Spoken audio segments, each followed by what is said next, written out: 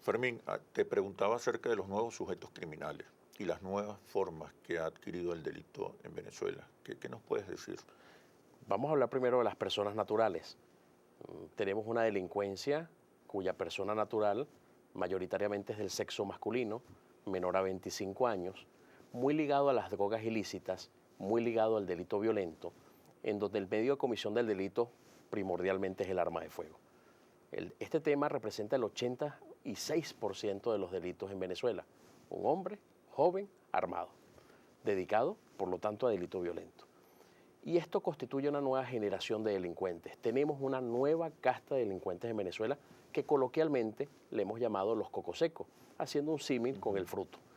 Estos cocosecos provienen de un hogar fracturado, de muchas veces el embarazo precoz, de una paternidad irresponsable, de deserción escolar, en donde se construyó en ellos un código dual.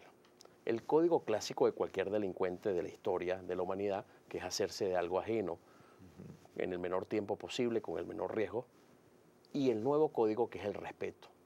Hay un resentimiento del nuevo delincuente venezolano que requiere ganarse el respeto de los compañeros de banda criminal, pero también de las víctimas. Por lo tanto, ahí la pobreza no entra como un factor decisivo, sino la crisis en la familia. Sí, ahí las instituciones socializadoras primarias, que son la familia, las iglesias de los distintos cultos y las escuelas, no funcionaron.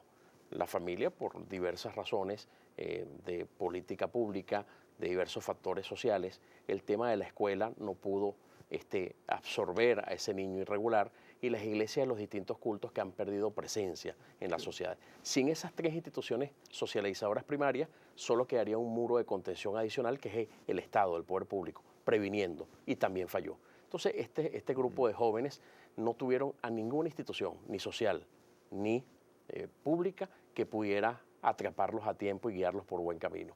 Pero entonces tienen el segundo código, que es la necesidad de respeto. Cuando una víctima se resiste al robo, le quitan la vida porque es un irrespeto. Cuando una víctima, por ejemplo, en el delito de secuestro, miente, la abusan sexualmente o la lesionan, porque es una manera de imponer el respeto, o cuando se topan con un policía o un militar en estos tipos delictuales, le quitan la vida porque eso da mucha jerarquía en la organización delictiva. Entonces, este código dual de los cocosecos ha hecho estragos en Venezuela. Decimos que al menos desde el año 2010 para acá, Oscar, han sido asesinados al menos 800 policías en Venezuela. Es una cifra gruesa, es una cifra que debe invitar a la reflexión a los venezolanos, con el ánimo de construir un mejor camino. ¿Por qué en ese momento comienzan estas nuevas modalidades tan violentas? Nosotros estamos convencidos que las instituciones del Sistema Integrado de Seguridad Ciudadana no se corresponden a los estándares internacionales en Venezuela. La necesidad de la meritocracia, la necesidad del número de hombres y mujeres por cada 1000 habitantes, la necesidad de contar con un presupuesto que permita tecnología y mejores funcionarios y más funcionarios. Para poner un ejemplo, de manera honesta, el déficit de policías uniformados en verdaderas y exclusivas labores de patrullaje en este país es de al menos el 70%. Cuando el venezolano dice no veo policías de noche, no veo los policías los domingos, es sencillamente que no hay suficientes policías. Cuando analizamos el tema de los policías de investigación criminal, el que le corresponde recibir la denuncia ciudadana, sustanciar un expediente penal, buscar acervo probatorio para colocar a unos sospechosos posteriormente detenidos a la orden de la justicia, el déficit es del 300%.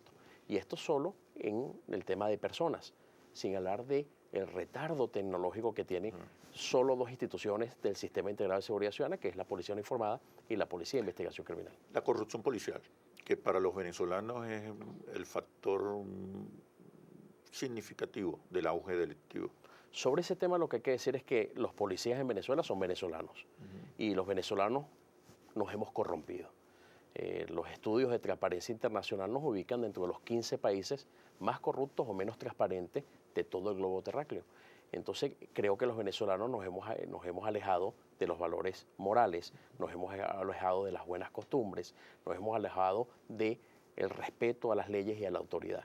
Yo creo que en eso no ha escapado ningún sector del país, y es lógico suponer que en las fuerzas policiales del país, que son muy mal pagadas, donde se ha mancillado muchas veces la meritocracia y bueno, donde no se cuenta con suficientes recursos, ha habido un incremento importante de infidelidades laborales, un incremento importante de violación a las normas jurídicas del país. No tengo la menor duda que Venezuela necesita más policías, pero mejores policías.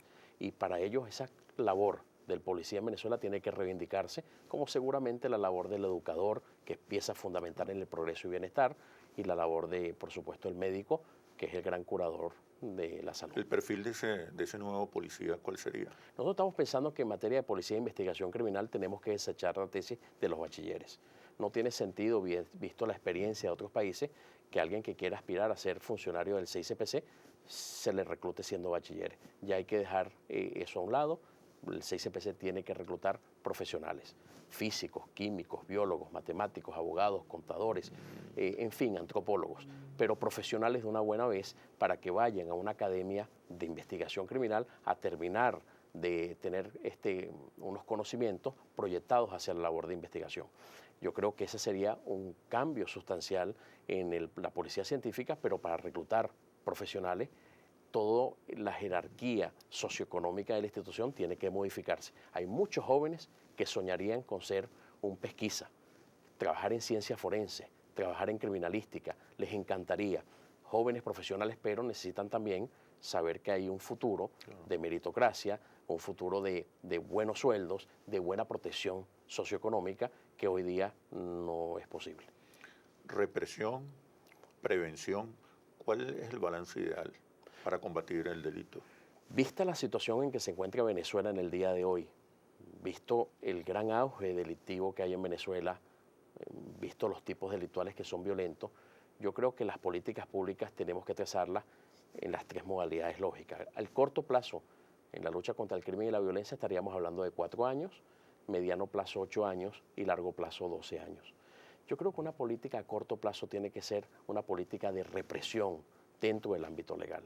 Yo creo que es necesario que el Estado venezolano pueda rescatar la territorialidad, pueda rescatar la autoridad en cualquier parte del país.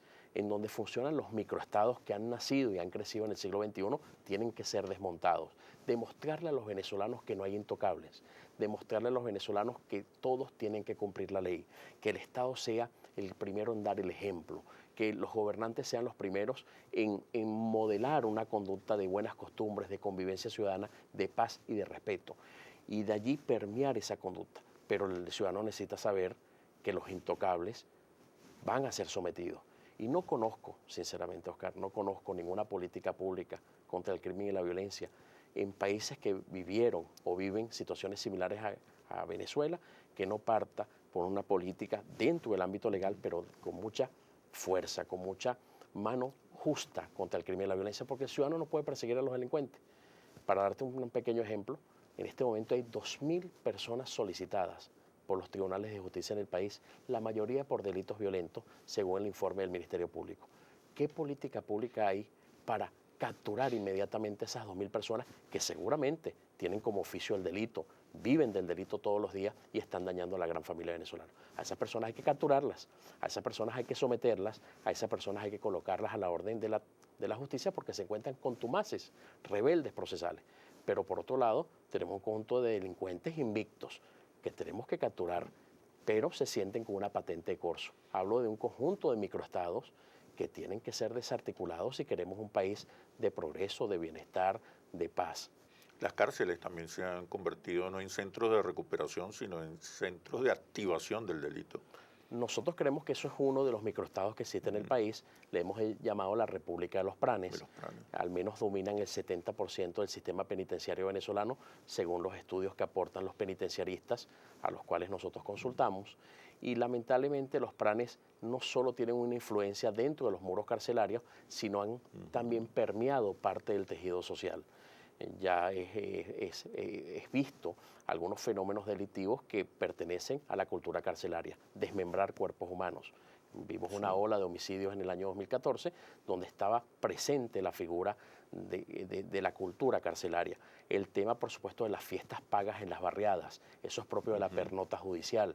El tema, por supuesto, de que ahora las cárceles sean centros de diversión, que las muchachas en nuestras zonas populares digan voy a la cárcel viernes, sábado y domingo a disfrutar, a parrandear. Eso no puede ser la manera en que unos privados de libertad van a purgar su deuda con la sociedad y van a reinsertarse socialmente. Pero por otro lado, descubrir que hay un modus operandi. Desde la cárcel se ordenan sicariatos, extorsiones, secuestros, trata de blancas, tráfico ilegal de drogas. Y uno de los principales instrumentos es la comunicación. Tenemos dos alternativas. Una de ellas tiene que ser colocar el sistema inhibidor y bloqueador de llamadas telefónicas en todas las cárceles venezolanas, como lo tienen muchas embajadas en cualquier parte del mundo. Y alguien dirá, Oscar, ¿y el derecho que tienen los reclusos a comunicarse?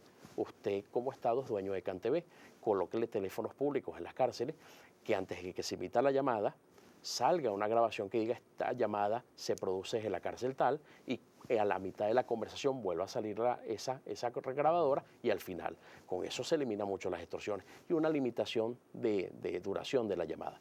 Pero aparte de eso, que los teléfonos no estén en el área de los reclusos, sino en la parte administrativa, monitoreada por un circuito cerrado de televisión que respete el audio, pero que pueda preservar la imagen de la persona que hizo la llamada, al menos con un backup de 21 días.